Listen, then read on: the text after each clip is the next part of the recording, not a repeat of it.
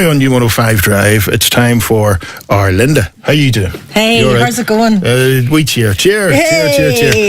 Right, okay. Is that you, Ian? Yes. All right. Me. I'm settled. Yeah. I brought you around some sweets. So there's... How dare you, madam? When was the last... My body's a temple. But when was the last time... Do you know those sweet peanuts that you used to get years ago? Yeah. Do you remember? Can you imagine...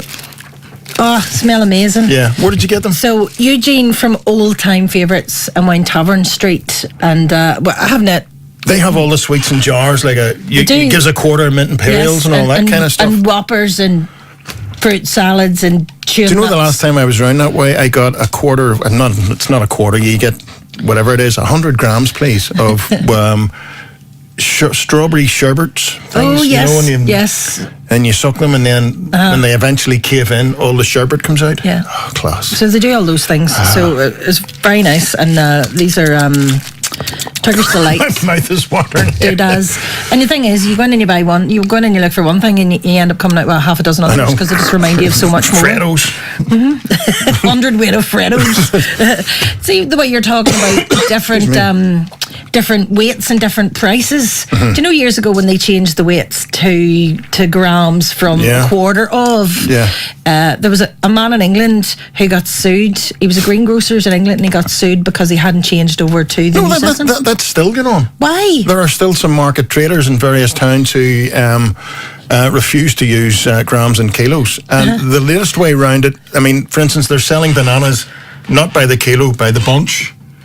Oh, right, and grapes by the bunch, and you know, like that. It's you know, it's just. But at least when it was in a quarter of or a pound of, you knew what you're getting. Yeah. Well, you see, the problem is, you ask kids, for instance, ask our kids what half a pound is, or you know, like a quarter of a ham and all. They're looking at you. Would that be 25 grams? Or they know the grams thing, whereas we don't. No. So it's us. So I haven't. It's our fault. So there's people that come into the shop to me and will come in centimetres, and I'm changing it over to inches. Come in centimetres? Why? Hold on, they'll come in like that. It's coming into the shop in centimetres. That's really good for radio, by the way. I know, people on the data will notice heads late to get up too quick. But, we still haven't changed over from inches. Yeah, but well, I know. Yeah, I suppose. Yeah. Because I had to measure curtains and all last week. Let's be honest. Lisa rings from one of those places where you get curtains, and she goes, "Listen, go in the living room and measure the drop." I'm going, "What? Measure the drop?" Says, "We live in a bungalow, there's no drop." Looking out the window. Whoa, hey, measure that drop in them curtains, you. And then it bleep, you know. And so I measure it, and I says, it's 90 watt. Oh, hold on, I wasn't sure. That was centimeters. No, what is it in inches? It was 72. But I was like. And then, of course, a few days later, she says, "Them curtains have to go back." And I says, "Why?" She says, "They're the wrong size." And I was like, I'm hiding. And I didn't want to say, it wasn't because of the measurements I gave you, was it? So I don't know why. I really don't know. I don't know if she was properly shouting at me because I gave her the wrong measurements, or... if you give her 90 centimetres, it would have been that like... I don't know. I think I gave her... I expressed the length as the width or something, so she ended up curtains that wide and sort of like that, you know, like a pelmet. Oh dear. Anyway, right. Listen, well done on the do last week for Action Cancer. The crack was 90. It was amazing. It was amazing. And I think that we should do part 2 in a couple of months' time, because the thing about having a do like that, I don't know if you've ever run one, not you, but you know, people, because you do all the time. Yep. But people who haven't been out in years, people who, you know, don't get out a lot and maybe don't have somewhere to go. So people who hadn't been out in years came out, and it was good. It was so good. I saw lots of U105 listeners there too. It was good. And it was good steam. So well supported. But then the acts and everything. The acts were brilliant. And the hall, the people in the Dockers, hosted a brilliant day. Jim Brown was class. Jim Clark. And to be fair, Jim Clark normally does an erasure set. And then people ask him for some old stuff, and he did them. He did Gene Pitney and everything. I was standing, and he's a great singer. I was standing at the bar, and he did the Erasure stuff, which was amazing. And then he did a Matt Monro song, Walk Away, and I just thought, oh my goodness, that's talk about reading your audience and saying they like this. That was good class. Who else was on? Mickey T, TC, Siobhan. Donna did the Dolly Parton thing. It was class. Yes, Siobhan. There was a man called John Osborne who was brilliant. There was my memory's going. I'm going to forget somebody, and that's a sin if I do. There was Kathleen Morgan was fantastic. She did a lot of Patsy Cline. The whole band and all there. Patty, Frankie, and Harmony. Colin. Yep. What was I going to say? Frank did the ballot. Yes. You wouldn't have no Frank's at Culty. No, he's very good. No, he was good, but it was like an old Culty auction. It was like, Frank's up going, hey, number one. No, he was very good. And then he's getting carried away. It'll be 8 degrees overnight. No, they were shouting at Frank, where's it going to snow? I know. And Jerry was up doing... Jerry Lang, But it was Jerry was great. But the with Frank, no matter what he was talking about, the ballots, no. Frank, what's the weather for tomorrow? Many times do you reckon he hears that? And Jerry was brilliant. I love Jerry Lang. I love Jerry Lang. You love Jerry Lang? No, I do love Jerry Lang, but people do love Jerry Lang as well. I know. Frank. Jerry, what's a teaser? What's the answer to a teaser from 3 months ago? It was good. Jerry? No, it was good crack. Oh, by the way, got that for you. For I know it's been a year of fundraising for Action Cancer, and it's over now, but that'll be, put the tin hat on it. What is it? Northern Ireland. What is it? It's from the Northern Ireland Boys Football Association. It's £500. They've given you a cheque for £500. That's amazing. NIBFA, who are responsible for 10,000 boys and girls playing football at the weekend. That's amazing. So they have made a donation from league funds to Action Cancer on your behalf, okay? 500 quid. So thanks to Jerry McKee and Brendan and everybody else at NIBFA. That is brilliant. Thank you so there's so a much. nice way to round off your year's fundraising, isn't it? Yeah, it's unbelievable. People this is like Who Wants to Be a Millionaire? Do you want to take that? I'm going to see the Action I don't want to give you that. In the morning. Yeah, right, okay. You can get that in the Action Cancer in the morning. Can I say hello to Louise, who celebrated her birthday last Saturday? Also to the Little Sisters.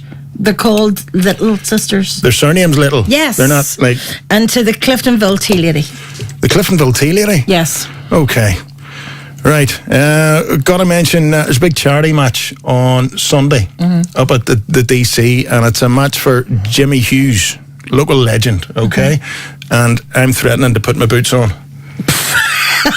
What are you laughing at? I'm sorry, because... What was that for? I'm going to tell a wee story about your playing days. No. So I remember you coming into the house one day, and you had already sort of given up the ghost a couple of years before, and you said, a great match. And you says, I tackled some guy, and I says, but sure, you just stand there like a brick. He says, I don't need to play football, I just need to take him down. No, that's a gross exaggeration of the facts, my lord. I tire them out because they're running a petrol running around me.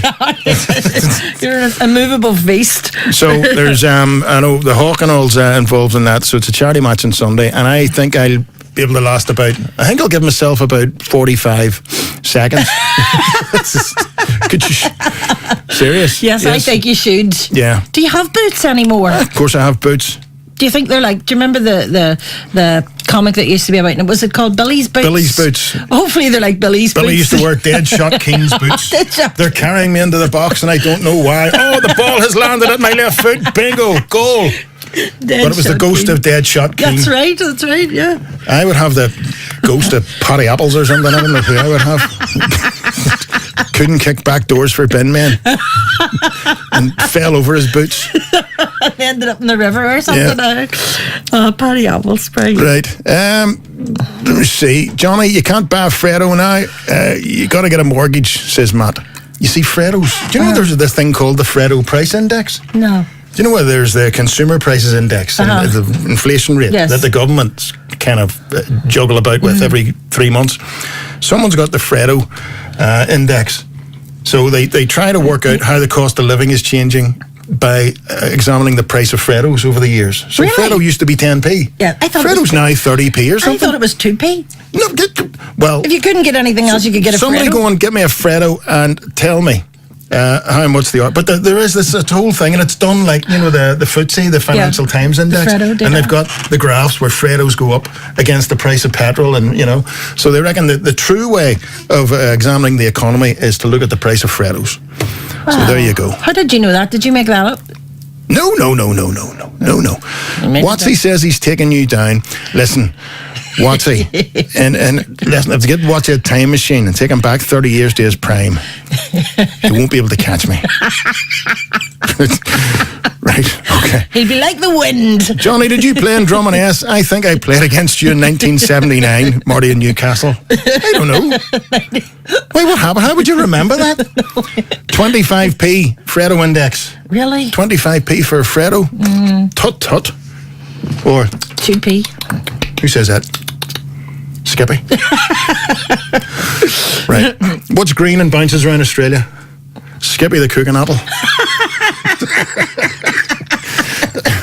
No, the other one used to be what's blue and white and swings through the jungle. Don't know. A fridge wearing a denim jacket.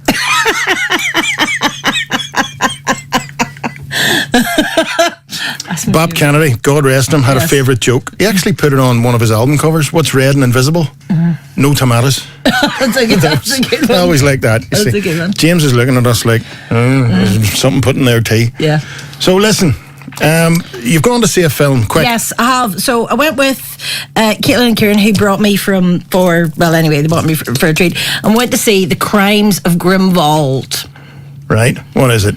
Is it a peeler show? I thought you were going to play a wee clip from it, but no, I'm not. It's the prequel to the Harry Potter series, and it's Fantastic Beasts, and it was Jude Law's in it, and he plays Dumbledore, and it was just amazing. If you've seen the series of these, the Harry Potter and the first Fantastic Beats, Fantastic Beat? Is there a DJ in it? And that wasn't easy for me to say. Dumbledore. So I can't really tell. I can't really tell you that much about it because it was very complicated. Fantastic Beat sounds better. But it was very good. I loved it, and I give it 11. Okay, no problem. But good, well worth going to see? Amazing. All right. But go and see the first one. Don't go and see the second and not the first one first. You need to go and see the first. I like all them things, fantasy stuff and beasts and all, flying griffins and dragons. They're all class. Yep. Yeah, right. Johnny, you could be Hotshot Hamish.